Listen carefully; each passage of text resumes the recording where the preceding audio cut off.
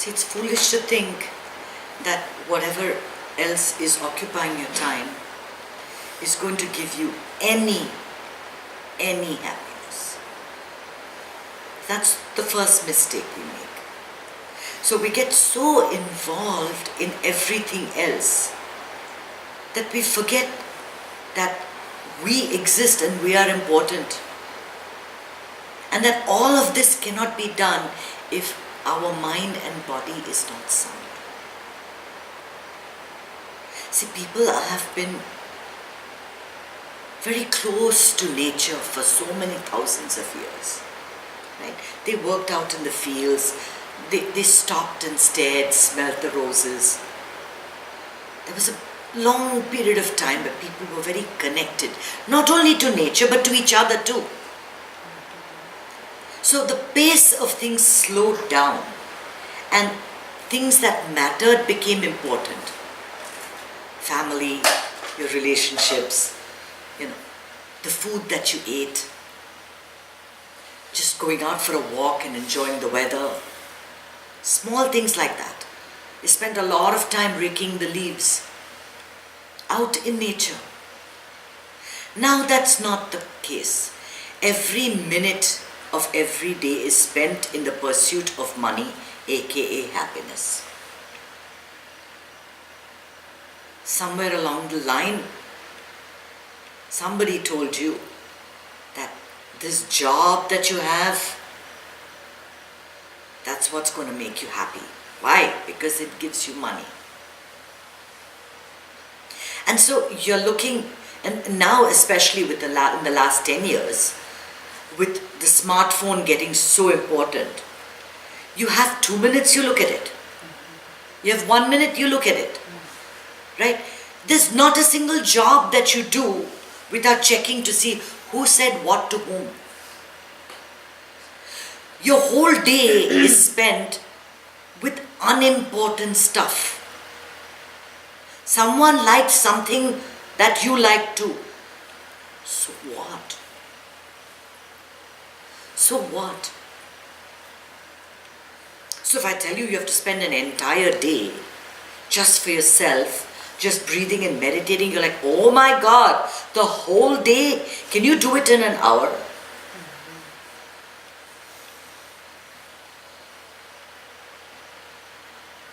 So you work all week, and then you come on Wednesdays that are convenient for your quick fix.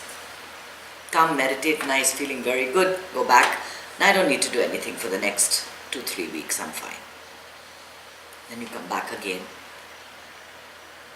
People don't even want to read a book in its entirety. You know how there's the little memes that they have? Be good, do nice things. God favors those who favor themselves. That's what they want. How many a day do you get on your WhatsApp feed? I get about 100 from people. I could make a new one each day and send 1 million. That's not going to help you. It's not going to help you. How much time do you spend on that? 2 seconds, 3 seconds. You think that you spend 3 seconds on life improvement and your life is going to improve? It will improve for 3 seconds. Okay, even if you get double the rate of your investment, you'll get 6 seconds. How do you expect everything to improve in your life? How do you expect to be always happy when you're never giving all your time to self-improvement? So the goal of meditation is to always be meditative. Always. How is that going to happen? How is that transformation going to happen? It comes with effort. What you put in, you get out. You have to put in that sadhana. We call that sadhana in Sanskrit. Sadhana is self-discipline. You have to put in that due diligence, that time for yourself 15 minutes, 20 minutes, 30 minutes, build it up. You have 24 hours in a day. We are attending to so many different things. Can you not take 45 minutes for yourself in a day, an hour? Just so that everything comes together. Because it's like pulling back a bow. You know, the further back you pull it, the further, the bigger, greater distance will the arrow go. You retreat into yourself for that little time in the day. You may think it's a waste of your time. And most of the time when you start your morning sadhana, you have to go to work. You're thinking about that. You know, you have to do your hair, you have to do your eyebrows, you have whatever. You have to do all of that before you go to work. And for a long time, that meditation won't come. But it doesn't matter. You put that effort in and sit. You sit for that 20 minutes. Catch yourself 15, 20, 30 times as your thoughts wander. Bring it back, bring it back, bring it back. And you may not think that anything is happening, but there is something happening. Something is definitely happening. That day my daughter was telling me, Mom, you were such an angry person when I was growing up. You were always angry, always shouting. I'm not angry anymore. I do have an occasional valve burst, which one needs, I think, from time to time, especially if you have a disobedient husband.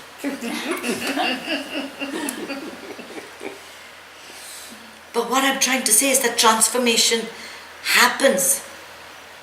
What you don't understand, you know, why you're taking all these quick fixes, you don't have the time, you don't have the patience, you're not thinking long term, you just want it now, whatever's now, finish. And while I'm telling you, yeah, everything happens now. Even if you stayed present, fully present now, that would be great, but you're not present. Even though you want the quick fix, you've looked at it, and while you're looking at it, you're already thinking of the next thing. You've not even given it 5 minutes. Yet you want the happiness. You want everything that goes with it.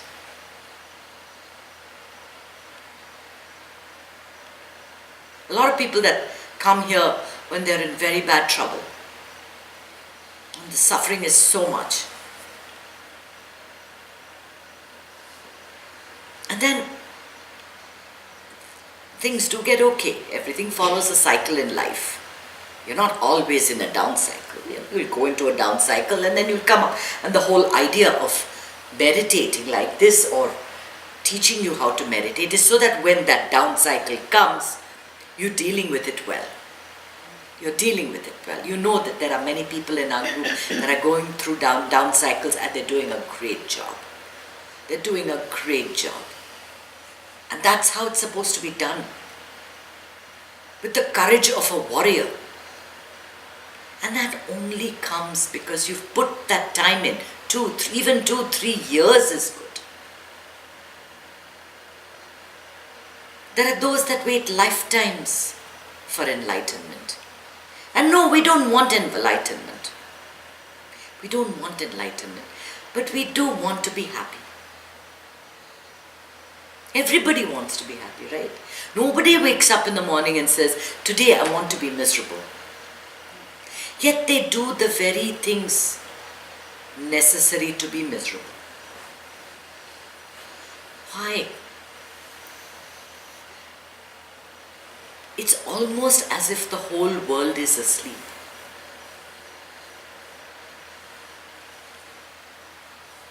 And, there are these great siddhas and gurus that are saying, wake up, wake up. It's not out there, it's inside here. It's really as simple. You can actually get a very quick fix if you just get it. Once you understand it, once you get it, the truth becomes available to you like that. No effort. What baffled me for years. All this spiritual stuff, this sorrow and removal of sorrow, and what are they talking about? This pain body and collective pain body. And then Eckhart Tolle, he was like, oh my God, what does he say?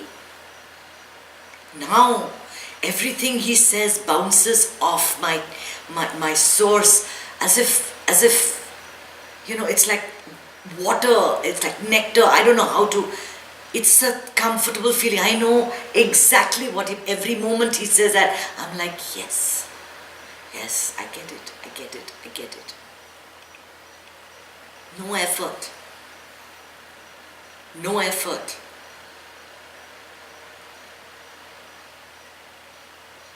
Yes, we've got a long way to go. We've got many things to fix in our life.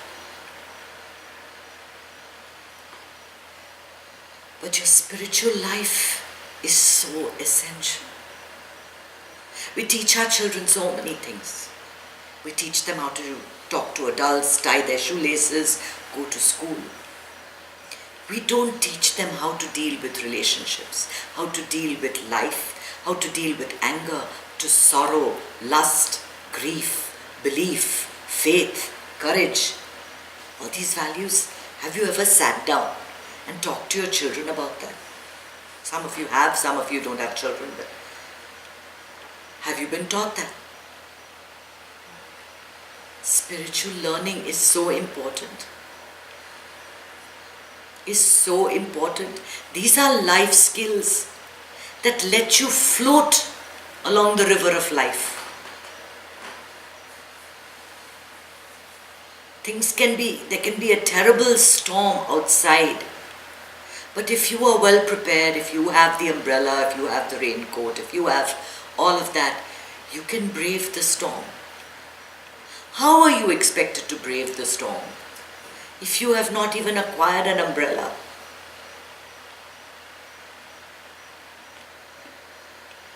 Just like you brush your teeth, just like you dress up to go to work, every day, give yourself the gift of doing nothing. It's nothing that you have to do. I'm not asking you to do any great task. I'm asking you to breathe. You breathe anyway. None of you are going to stop breathing, right? I'm just saying breathe with awareness. It'll save you from the cancer. It'll save you from the heart attack. And I'm saying, just sit and do nothing. You think you're doing a lot when you're checking on the phone. It's a lot of nothing. It's not getting you anywhere. All that junk mail that you're going through. I've got 9,800 so far in one account. I don't even open it.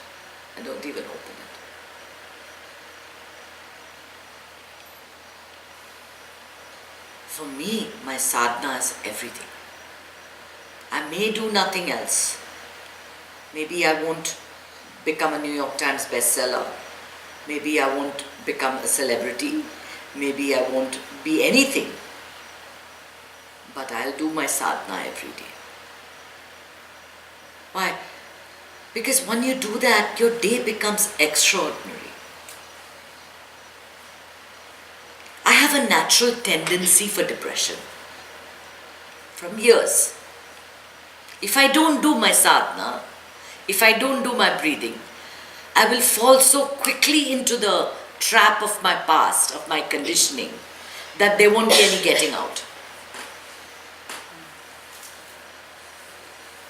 Some people are naturally happy. I'm naturally morose. Now you would not think that seeing me like this, right? You're looking at me as if, you're kidding me? But it's true. This is my natural tendency. And to combat that, to fight that, I have to do my sadhana. Otherwise it just drowns me. It drowns everybody. I'm no different from anyone else. We've all lived many lifetimes. We've been told many things. We've been told, what is success, what is happiness, what is how to live a comfortable life and how much money you need to retire, all of that, right? Got so much of nonsense going on in our heads. It's very easy to fall into that trap. And only a few, maybe less than 1% of the population will even bother to come and think about meditation and think about techniques to live their life easily. Here is an ancient technique. It's been tested over time. I did not invent it.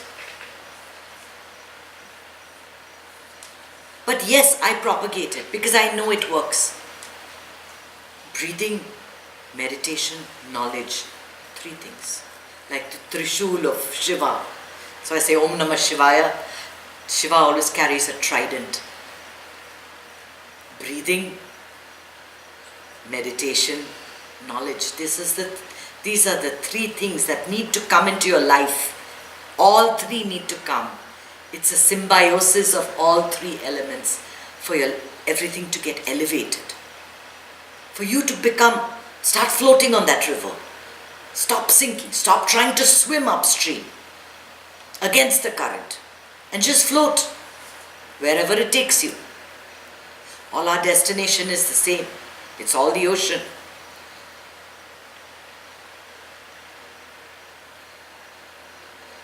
Three things: faith, courage, gratitude. That's another Trishul in my life. The present moment has got 3 things. Faith, that it's all going to work for you. You don't believe that. That's why you're looking for a quick fix. Oh my God, something, let me go break a coconut in the temple, let me go, say 10 Hail Marys, let me go do this, do that, see that, I'm going to walk around I've seen people in Guadalupe going on their knees around, right? They walk on their knees, I've seen that. So it's not just in our culture, it's in every culture, okay? We want something so badly, we're willing to do ridiculous things to get it. You don't have to do any of that. Faith, courage and gratitude. Faith. So if I told you that, everything is going to be okay, and you believed me, would you worry?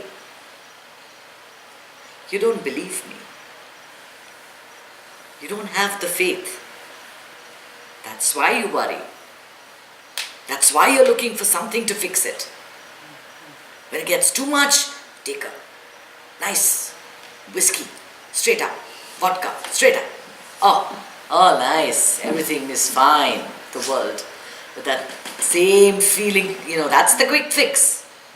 That's the quick fix. It definitely dulls the pain. But the way meditation can dull your pain in a permanent way, nothing can touch. Nothing can touch. And just like alcohol, when you come back to the world without meditating, it's a cycle, right? So you need another shot of vodka to get you back there. Similarly, you need another shot of meditation. I would rather take the meditation than the vodka, honestly. So you need to do this every day. You need to sit. Start with sitting for 5 minutes, 10 minutes. Anything. Come back from work. Before you start your cooking or taking care of whatever just wash your face and clear your mind. Sit down on the floor next to your bed, whatever, some quiet corner, for 10 minutes. And don't do anything. Let the thoughts come, let everything go. Then get up and start doing everything else. Try that for a week. And tell me next week how it works for you. Just sitting and doing nothing. Even that small act will have a difference, will make a difference in your life. But you have to stay with it. You have to stay with it for a few months, for a few years. After a while, you can't live without it. It's like something is missing if you skip a day's meditation. I've skipped a day, sometimes I've skipped twice, but I can't. More than that, I can see it. I can see it playing out in my life. The irritation comes back. I'm going from task to task, not knowing what to do. 2 days, there'll be a restlessness, of not knowing what to do. By the 3rd day, I know exactly what I have to do. I discover what's right. Because you stay with the meditation, suddenly an idea will come in your mind. Suddenly something comes in your mind and you just go do it. And like I said last time, if you even take the talk that I'd given last time, if you even take that one line and realize that it's all stuff, you're fine. But for you to understand and realize all this, all 3 have to come in your life. All 3. Breathing, meditation, knowledge. So you, in the morning, if it's too rushed, do 10 minutes of the breathing. It will give you the energy for the day. Come back from work, sit 10 minutes, do the meditation. Night before sleeping, pick up a book. Whether it's my book or someone else's book, pick it up, open it to a page. Faith, read 2 paragraphs and go to sleep. You've got all 3 in less than 15-20 minutes. Sitting somewhere, in a doctor's office or just in the afternoon, you put on a video. Hundreds, thousands of videos. I myself have 150 videos. You don't have to listen to all 25 minutes at one go. Listen to it 5 minutes at a time. Put it on in the car when you're driving. Instead of listening to, a whole bunch of nonsense on the radio, you have something good going on. Whatever it is, it's a good message. So when I'm driving, I don't listen to the news, I listen to Joel Osteen. Because of all the news channels, that's the one that's giving me the best feeling. I feel happy, I feel comfortable. Every time I listen to a news channel, I get terrible anxiety about the state of the world. And my happiness means so much. So I get my quick fix by putting on Joel Osteen when I drive. That's a good quick fix to have. So take your quick fix once a week and then try to go back to it every day. Try it every day. If once a week has made such a difference in your life, imagine if you did it every day. You'd sail through life. No problems. No problems. This is the gift. This is a gift. The fact that you're here, it's a gift. You are the chosen ones. That's why you're here.